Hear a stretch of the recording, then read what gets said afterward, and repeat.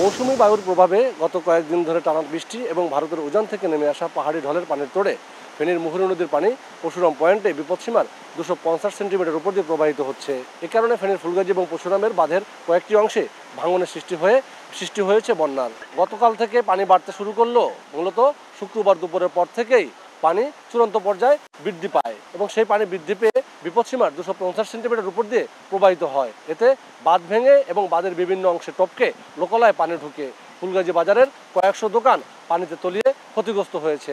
স্থানীয় ব্যবসায়ীরা বলছে, প্রতি বছর একাধিকবার বন্যার কবলে পড়ে তাদের ক্ষতির মুখে পড়তে হয়। তারা চান এর স্থায়ী সমাধান। এই পানি এলাকায় ক্ষতি হয়েছে আমাদের প্রতিষ্ঠান, মসজিদ আর আমাদের সমাজের কয়েক গ্রাম। 30 বছরও আমরা এরকম পানি দেখিনি, এখন যে পানি উঠছে। বন্যা পরিস্থিতি দেখতে এসে স্থানীয় সংসদ সদস্য আলাউদ্দিন আহমেদ চৌধুরী নাসিম বলেছেন, এই বাঁধ ভাঙার স্থায়ী সমাধানে ব্যবস্থা নেওয়া হচ্ছে।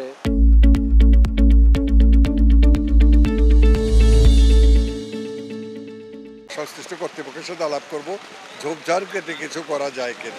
আগামী 6-7 মাসের মধ্যে টোটাল কাজটা আমরা চালু করার করব। স্থানীয়দের দাবি, বাঁধ মেরামতে পানি উন্নয়ন বোর্ড যথাযথভাবে কাজ করছে না। পানিগুলো এসে এসব বাঁশের জাট বা গাছের সাথে বাধা খেয়ে বিভিন্ন দিয়ে ভাঙন সৃষ্টি হয়। ড্রেজিং করে নদীটা একটু বড় করে দিলে আমাদের স্থায়ী সমাধান হবে।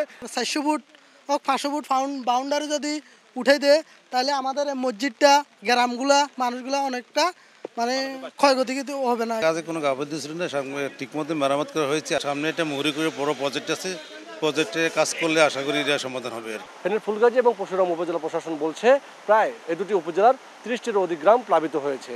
এর আগেও গত 1 জুলাই বন্যার কবলে পড়তে হয়েছিল। যে 12টি স্থানে ভেঙেছিল তার দৈর্ঘ্য 150 মিটার বলে জানিয়েছে পানি উন্নয়ন বোর্ড। আর এই 150 মিটার মেরামতে ব্যয় ধরা হয়েছে 1.5 কোটি টাকা। আতিয়া সজল, সময় সংবাদ, ফেনী।